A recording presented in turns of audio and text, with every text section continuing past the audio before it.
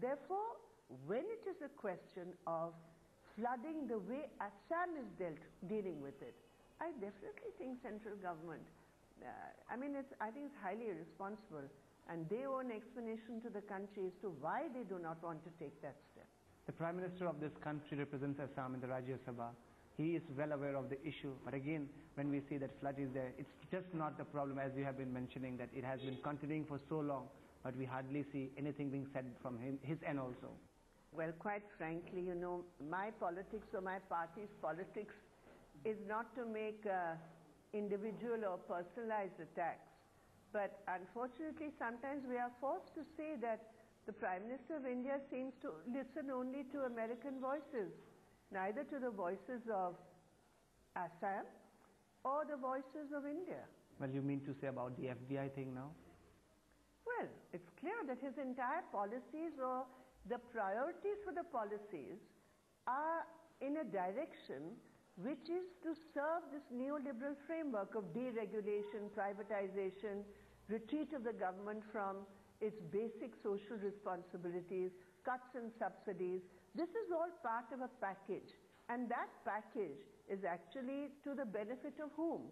It is to the benefit of America and other big capitalist countries. But Prime Minister says that money doesn't grow on trees, and the decision which they have taken, it is in the interest of the country because we are in an economic slowdown. I think that one statement shows the height of insensitivity that any Prime Minister can make of a country which has the largest malnourished population in the world, which is at the bottom of the list of human development records in United Nations calculations, where there are still starvation deaths. In such a country where women work from morning till night and cannot make two ends meet for their family, for the Prime Minister of such a country to say to its people, money doesn't grow on trees. Who thinks, which poor man thinks, or which poor woman thinks money grows on trees? It's the Prime Minister who is planting trees where money does grow for the corporates. What is coal scam if not money growing on trees for the coal scamsters? What is a telecom scam if it is not money growing on trees for all those companies which made a killing? So yes, money grows on trees for those trees planted by the Prime Minister and his government on the basis of a certain set of policies which are benefiting the rich of this country. So your party clearly, blames Manmohan Singh as responsible for the Colgate scam? He certainly has a responsibility. You cannot deny that a scam which is taking place or allocations which are taking place when the Prime Minister himself is a minister of in that particular period, including that particular period, not only in that period, including in that period, obviously he has responsibility. He cannot get away from it.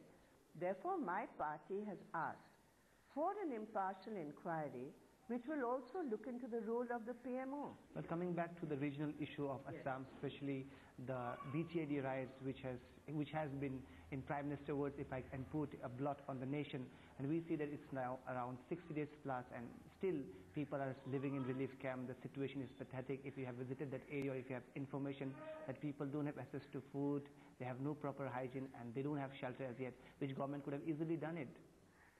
One issue is certainly that of relief, whether it is for the Bodo community who are in the camps or whether it is for the Muslim community, who a much larger section of whom are still displaced and are in camps. Therefore, that certainly is a very important issue, the question of a humane and compassionate view of those who are displaced. But I think the issue goes much deeper than just the issue of giving relief. The issue also reflects a certain brand of politics which seeks to utilize the genuine grievances of poverty and underdevelopment and uneven development in Assam and in different areas of Assam to fan a kind of division among people in which both communities suffer. And I am deeply, deeply disturbed that the government of Assam, the central government also, have utterly failed to deal with a major issue. I think there are three. If you like, I can elaborate on my party's understanding of the situation. Would you like me to? The first is, why is the Bangladesh-Assam border not sealed properly? That is a very critical issue. And I think that affects almost all states. And this is also an area where the government has failed. Number two, the government has also failed to update the registry, the National Population Registry, on the basis of the Assam Accord. Now there is a cutoff of 1971. Why is that cutoff? Why are the citizens who have and are Indian citizens, why has that citizenship not been legally and formally recognized through enumeration of those living in Assam? And the gap in that exercise, which should have been done long ago, I heard the Prime Minister said they're going to do it by 2012 December. But we're almost in 2012 December. Assam government is saying that they will start it very soon and they will complete within the next 3 years. So now they're saying 2015. And then in 2015 they'll say 2020. So is there a political urgency to do it? I really have my doubts because they have not done it. What has happened? The worst type of politics in which an entire community is being branded as illegal Bangladeshis. I mean, yesterday I was watching television and I was so shocked to see two young men coming from Dhubri who were caught by some other people, and they were being cross-examined by them and saying, show us your papers. I mean, they are Muslims, they are Assamese citizens, but because of the failure, you are allowing this type of politics in which an entire community you want to brand as illegal. I heard some BJP press conference yesterday. Now they are saying even those terrible incidents of poaching and killing of rhinos, they say Bangladeshis are responsible. I mean, see, this type of politics, I believe the Congress is equally responsible to allow these fundamentalist forces, whether it's in A community, B community, or whether it's the RSS and BJP, they are all, as they say in Hindi, कि उस आग में जो आग इन्होंने लगाया है, उसमें अपनी राजनीतिक रोटी सेक रहे हैं. This is what they are doing. And I think it is deeply disturbing, and I believe that the sensitivities of poor Bodo people, of the Muslim community, I think, their futures are just being destroyed by this type of divisive and sectarian politics. But madam, how can we get into the crux of the problem? Because government has been saying that we need to rehabilitate. Then there is an issue whether they are Indian, whether they are Bangladeshi, whether they have immigrants from different states who have come to Assam. Now they have this problem to settle with. But how can we actually come to the issue? I totally disagree with that, because this is a trap. Now if somebody shows papers and then they will say, ye kagaz nakli hai, these are false papers. There's no end to it. Why is there no end to it? Because the aim of these fundamentalist forces is not to find a solution. The aim is to continue this type of politics, and these are the forces responsible. I'll give you an example. Now we are for the strong implementation of the 6th schedule of the Constitution. We have always supported autonomy in contiguous areas, such as the Bodo Territorial Council. In Tripura, we have one of the best functioning autonomous district councils for the entire area where the different sections of tribal communities live in Tripura. There are other communities also living there. At one time, when the Congress and its allies were in charge of that autonomous area, they had the same approach of trying to drive out others and trying to cause divisions among others. But now with the left front and with the powers we have devolved to the Autonomous District Council, you look at the development in Tripura Autonomous Area and compared to the non-development in the Bodo Autonomous Area. Why is it? Because there, our point is development for the tribal communities and others living there under the leadership of the tribal community. But we are not saying our development can only be there when we drive every other out, because there's no end to that. Now what is happening here? A, the Assam government has not given adequate finances. Secondly, in that, and they are all allies there. Secondly, in that area, there are Bodos and many non-Bodos living. You can't overturn history or historical circumstances. And you cannot say today, it is all Santalis who will be thrown out. Tomorrow it is all Rajbanshis who will be thrown out. Day after it is all Muslims who will be thrown out. Because Bodo communities cannot exist or cannot develop with that kind of divisive politics. Therefore, my point is, I have been to many of the Bodo areas and I have seen the terrible underdevelopment in those areas. It is a shame. I've seen how Bodo women are living. Such talented weaving which goes in that area, such beautiful textiles which are produced there. Where's the market for it?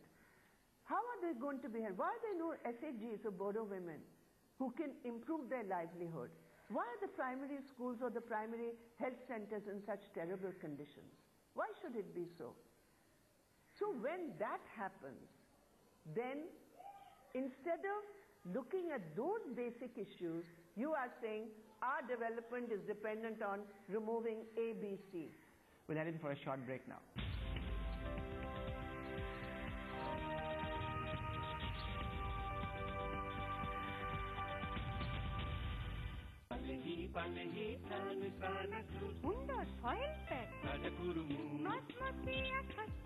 Anytime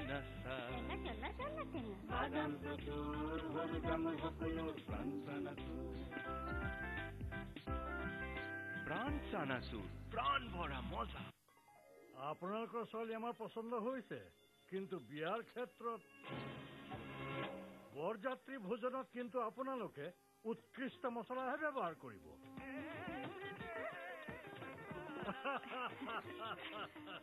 everyday মছলা ব্যৱহাৰ কৰক আৰু জুতি লগাই খাওক বুকত দিলে হাৱা প্ৰাণৰ সোৱাদ পোৱা কমলালে সুআমত প্ৰাণৰ সোৱাদ জমি প্ৰাণ ম্যাজিক কাপ জমি উঠিল যাদু প্ৰাণৰ সোৱাদ জমি